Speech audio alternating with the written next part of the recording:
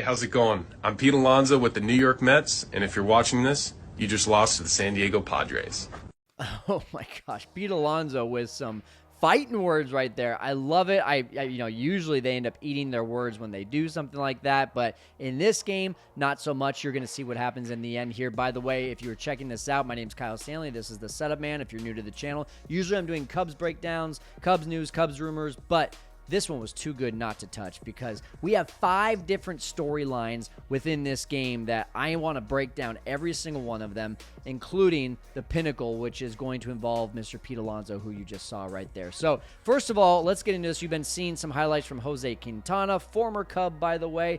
Used to pitch in some big games for the Cubs in the playoffs as well. He ends the 6th inning with a strikeout. Then you see Mears is ending the 7th inning with a strikeout. It was 5th through the 7th inning. Strikeout, strikeout, strikeout. Pumped fist. This sets the tone for you because this game was intense. 0-0 all the way through the 7th. Then our very first storyline going back to Wednesday. Garrett Mitchell, a pinch hit, 2-run home run to take a lead for the Brewers.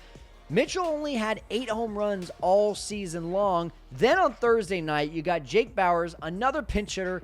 The hanging changeup for a full count blast makes it 1-0. He only had 12 home runs during the regular season, and the Brewers take a 1-0 lead. And then talk about not hitting a lot of home runs. Sal Frelick, back-to-back with Bauers. It's 2-0. It feels like you've got momentum completely on the Brewers' side.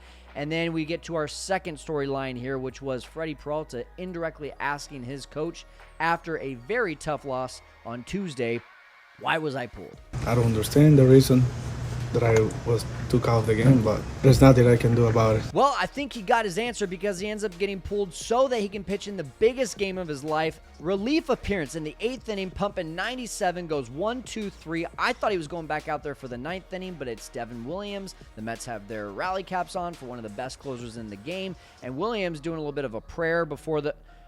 let's zoom in and replay that. I don't think that's a prayer. That's an angry prayer, if that's a prayer. Storyline number 3 here. Devin Williams, I don't believe in a vengeful God. That's the Old Testament God. But the very next thing that happens after that very angry, quote-unquote, prayer behind the mound, well, his PitchCom isn't working. And I'm sorry, we have to do something with PitchCom to figure this whole thing out because, and Boog talked about it during the game, and he said most of the time it's just a user error. Either the volume isn't up or the battery isn't charged. But this completely deflated the crowd. Right here, everyone is thinking to themselves, we're going to win a series. They're up on their feet. There hasn't been a pitch pitched in the 9th inning, and then suddenly PitchCom issue. And now you can see everyone in the background. Look at everyone in the background here as we zoom into some faces here. They're chatting with each other. They're like, okay, what's going on? Where are we going after the game? They've completely lost the attention of what was going on in the game. Now, I'm not going to say that's what ended up being the reason that he gave up this lead that you probably already know by now that he gave up, but when you go on to walk Francisco Lindor to start that inning right after having a PitchCom issue, you're already feeling off a little bit. Well, he gets back on with a strikeout to Mark Vientos on the high fastball, but then Brandon Nimmo, this is a sequence that shows me that Devin Williams was not quite in the right mindset, or whoever was calling the pitches, because it's changeup 1 low, changeup 2 low, and then changeup number 3 on the 3rd pitch. Where is it? It's low, and it catches a lot of the plate. If you're a major league hitter, you're going to time out that changeup if you get it 3 times in a row.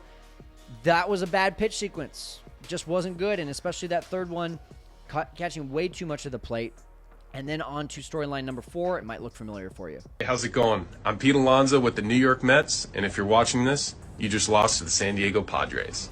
And again, Pete Alonso with the fighting words. He hadn't hit a home run since September 19th, 5 for his last 35, but on a 3-1 changeup, does this to right field, and there's a look in at Citi Field, watching from New York. Everyone's pumped because Pete Alonso just gave the Mets a 3-2 lead with a 3-run home run. And as he's rounding the bases, you can't see it because he goes through the umpire, but he basically says, let's, you know what, go. Wow. I have nothing more to say about that except for that is the biggest swing in Pete Alonso's career by far. And then your final storyline, it's Jesse Winker stealing a bag. It seems like a very harmless bag, but there's a reason the crowd starts to boo. Winker, a guy who's dealt with back issues in his career. Now, you might ask yourself, well, why is the crowd booing? I don't understand. It's a harmless stolen base, right? Well, it's because of this. What you want to do? I'll let you know in the parking lot. All right, that was from Tuesday. That was from John Boy. If you want to go check out that video, it's in the description below. They do great videos. I love John Boy's stuff, so go check that out.